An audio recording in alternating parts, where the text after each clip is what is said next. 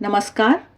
आइए सुनते हैं आधुनिक मानव शांति की खोज में स्वामी निखिलेश्वरानंद जी के लेखों पर आधारित इस पुस्तक का अगला अंक।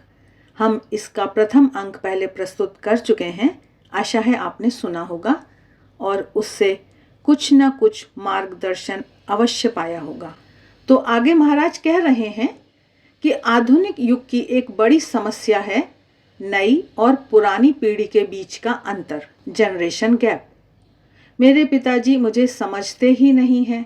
वे कहते हैं तू लॉ की परीक्षा देकर वकील बन जा, मेरे ऑफिस में आकर सब सीख ले। पर मुझे तो कानून में रुचि नहीं है, मुझे तो और कुछ करना है। आप पिताजी को समझाइए।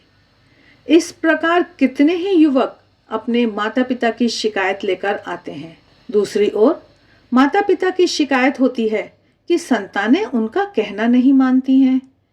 इससे पैदा होता है संघर्ष, खींचतान, तनाव और मतभेद।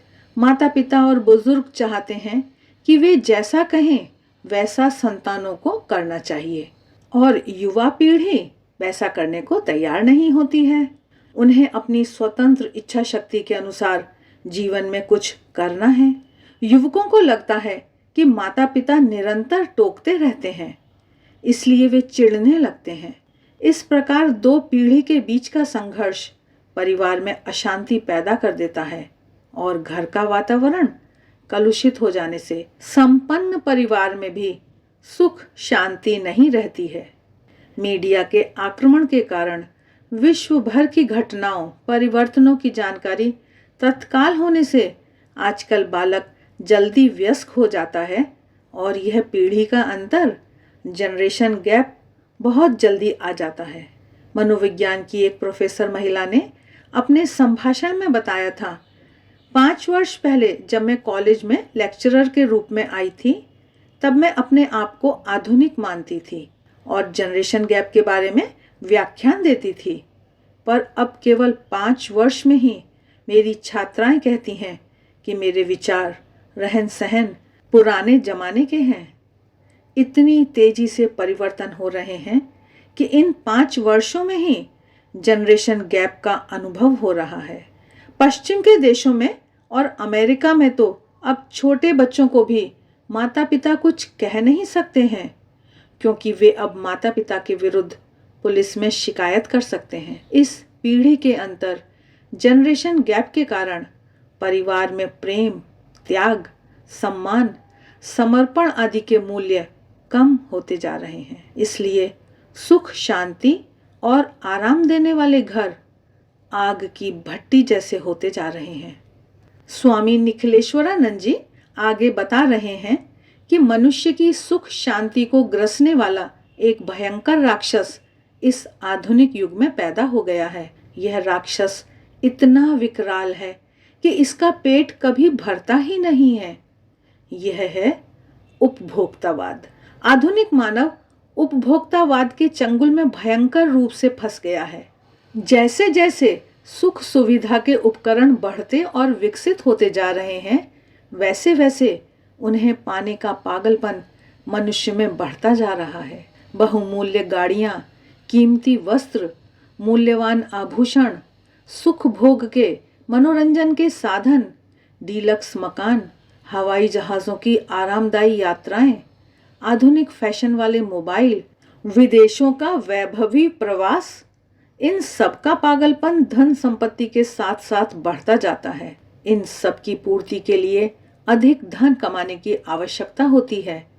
जब अधिक धन आता है तब और भी अधिक उपभोग की प्रवृत्ति बढ़ती जाती है। इस प्रकार संपत्ति और उपभोग का विष चक्र बन जाता है और यह चक्र उत्तरोत्तर बड़ा से बड़ा होता जाता है। आज के अधिकांश लोग मानते हैं कि M is directly proportionate to H।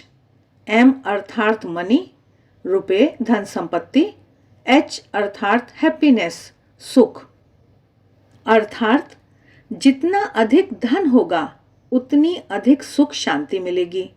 अधिकांश लोगों की यही मान्यता होने से वे धन अर्जित करने के लिए रात दिन कठिन परिश्रम करते हैं, भाग दौड़ करते रहते हैं। उनके जीवन का मुख्य ध्येय ही अधिक से अधिक धन कमाना बन जाता है। वे किसी भी प्रकार से धन संचय में लग जाते हैं और इस प्रकार धन पाने की लालसा उन्हें भ्रष्ट बना देती है। यदि एक बार भी धन कमाने का अनैतिक मार्ग पकड़ लिया तो पहला परिणाम होता है आंतरिक अशांति और दूसरा परिणाम होता है जीवन की असुरक्षा। महाराज आगे बता रहे हैं कि एक बार इस मार्ग पर चल पड़े तो लौट नहीं सकते हैं। यदि लौटना चाहें भी तो उसके साथ ही उसे जीवित वापस जाने नहीं देते हैं। ऐसे भ्रष्ट मार्ग से ढेरों संपत्ति मिल जाती है, पर जीवन का सच्चा सुख और शांति कभी नहीं मिलती है। तो ऐसी संपत्ति किस काम की? इसके अलावा जिन्हें पैसे का पागलपन हो जाता है वे उससे पुनः बाहर नहीं निकल सकते। जितनी संपत्ति अधिक होगी उतनी ही इच्छाएं अधिक होंगी।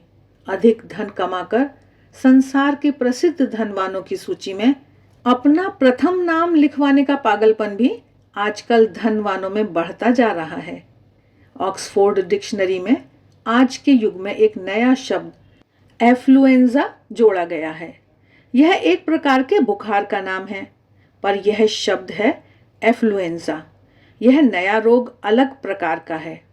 यह एफ्लुएंट लोगों में होता है, अर्थात समृद्ध लोगों का यह रोग है। इस रोग में समृद्धि प्राप्त करके उसे और अधिक पाने की भूख बढ़ती जाती है। यह लालसा मनुष्य को पागल बना देती है। उसे यदि कुबेर का भंडार मिल जाए तो भी कम पड़ेगा। असंतोष की यह भूख आदमी को आर्थिक प्राणी बना देती है और उसे पैसे के सिवाय कुछ दिखाई नहीं देता है, क्योंकि पैसा कैसे प्राप्त करे इन्हीं विचारों में रात दिन लगा रहता है। महाराज आगे बता रहे हैं कि आज के इस उपभोक्तावाद ने एक नया मानसिक रोग पैदा कर दिया है। उसका नाम है न्यूगीन न्यूरोसिस। इसमें मनुष्य के सारे कार्य आर्थिक मापदंड से ही होते हैं, जिसमें मनुष्य पैसे का गुलाम बन जाता है। मानो पैसे का भूत उसके सिर पर सवार हो जाता है। पैसे के सामने पारिवारिक संबंध, नैतिक जीवन आदि सब कुछ गौण हो जाता है। यह सुखवादी विरोधाभास अस्तित्व में आ गया है। इस भोगवाद के राक्षस ने अपना विकराल मुंह खोला है और उसकी विकराल दाढ़ों में अच्छे अच्छे लोग पीसे जा रहे हैं। जापान में समृद्धि बढ़ाने के लिए वहां के कर्मचारियों और अधिकारियों ने दिन रात परिश्रम किया। अमेरिका के उद्योगों को पीछे छोड़ दिया, किंतु परिणाम क्या हुआ? समृद्धि बढ़ गई किंतु शांति खो गई। वहां उत्पाद बढ़ाने के लिए महीनों तक अधिकारी कर्मचारी फैक्ट्री में ही रहते थे। फिर महीनों बाद जब वे अपने घर गए तो देखा कि उनकी पत्नियां कहीं चली गईं, बच्चे उपद्रवी हो गए, परिवार टूट गए, धर्म छूट गया, संस्कार लुप्त होने लगे और भोगवाद आ गया था। इस सदमे को सहन नहीं कर सकने के कारण कई लोग मानसिक रोग के शिकार बन गए। जापान के स्वास्थ्य मंत्रालय के सर्वेक्षण के अनुसार जापान में 44 वर्ष से बड़ी उम्र के 42% अधिकारी मानसिक रूप से अस्वस्थ हो गए थे। संसार में सबसे अधिक समृद्ध माने जाने वाले देशों में जहां प्रति व्यक्ति आय सबसे अधिक है, आत्महत्या और मानसिक रोगों की संख्या सबसे अधिक है। अतः कहा जा सकता है कि जैसे जैसे समृद्धि बढ़ती है वैसे वैसे सुख बढ़ता नहीं है, वरन कम होता है। पुराणों में राजा ययाति की कथा सुप्रसिद्ध है। वह वृद्ध हो गया किंतु उसकी भोग वासना कम नहीं हुई। उसके अनुरोध पर उसके युवा पुत्र नहुष ने अपना यौवन पिता को दे दिया। पुनः प्राप्त युवावस्था में उसने फिर से बहुत भोगों का सेवन किया। अंत में यह युवावस्था भी चली गई और फिर से वृद्धावस्था आ गई। फिर भी उसकी भोग वृत्ति शांत नहीं हुई। तब उसे ज्ञान हुआ कि जिस प्रकार अग्नि में घी की आहुति देने से अग्नि की ज्वाला और लौ बढ़ती जाती है, उसी प्रकार भोग करने से भोग वृत्ति और बढ़ती जाती है। इच्छाओं का कभी अंत नहीं होता है। आगे स्वामी निखिलेश्वरानंद जी बता रहे हैं कि इस संदर्भ में टॉल्स्टॉय की एक कहानी प्रसिद्ध है। एक व्यक्ति को कहा गया कि सूर्यास्त तक वह जितनी दूर दौड़ सकेगा उतनी जमीन का वह मालिक हो जाएगा। इसलिए वह आदमी बहुत तेजी से दौड़ने लगा। हांफते हांफते भी दौड़ता रहा। मुंह से फेन आने लगा। तब भी वह यह सोचकर दौड़ता रहा कि बस इतना और दौड़ लूं तो इतनी अधिक जमीन मेरी हो जाएगी। पैर लड़खड़ाने लगे। तब भी वह अधिक जमीन पाने के लालच में दौड़ता रहा। शाम होने तक उसने कितनी अधिक जमीन प्राप्त कर ली थी। सूर्य की अंतिम किरण पड़ रही थी। तब वह गिर पड़ा और थोड़ी देर में धौंकनी की तरह चल रही उसकी श्वास रुक गई और वह वहीं मर गया। जब उसे दफनाया गया तब केवल 6 फीट जमीन उसकी थी। यह कहानी मानव के असंतोष और संपत्ति के लिए उसकी भूख को दर्शाती है। यदि समय होता भी है तो तन और मन भोगने के योग्य नहीं रहते हैं।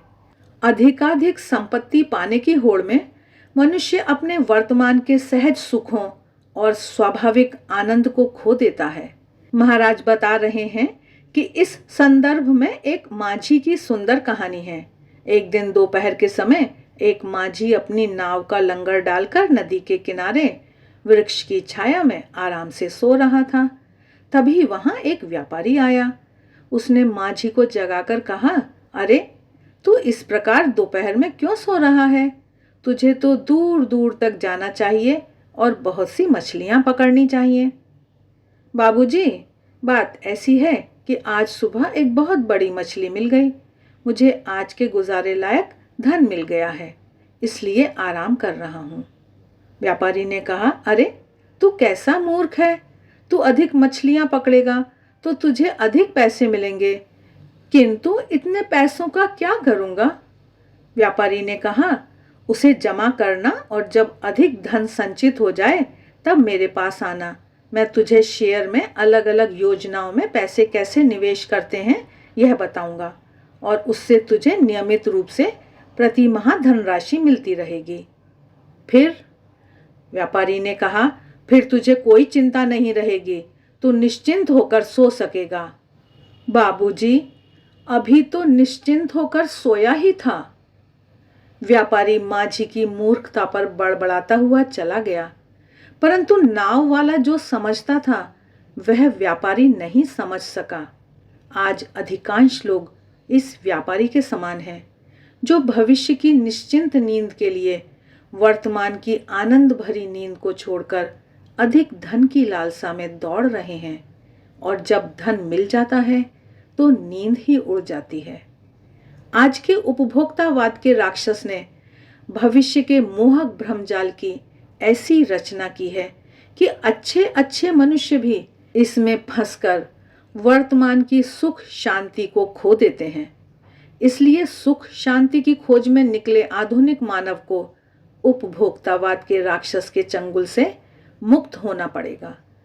पाश्चात्य मनोवैज्ञानिक एरिक फ्रोम के मतानुसार मानव आज उपभोक्तावाद का शिकार होकर स्वयं एक भोग्य पदार्थ बन गया है। तब उसे सच्चा सुख और शांति किस प्रकार मिल सकती है? शांति की खोज में वह बाहर इधर उधर भटक रहा है, पर बाहर की सुख शांति तो क्षणिक है।